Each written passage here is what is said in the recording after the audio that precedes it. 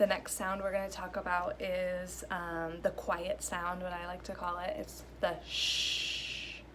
And the way you produce that sound is you draw attention to the three things. You want to round the lips for the shh, and then your tongue is really what I say, it's just hanging out in the top of your mouth. It's not touching anything really. So a lot of times they'll say the S sound for the SH sound, so they'll say sark instead of shark, or dis instead of dish.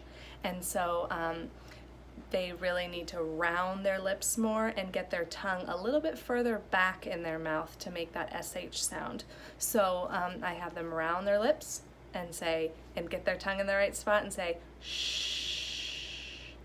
Sometimes you can call attention to the back of your tongue is kind of touching the back molars. If that's a helpful cue for a student, you can have them get their back of their tongue to be touching the back of their molars and say it as you round your lips, shh.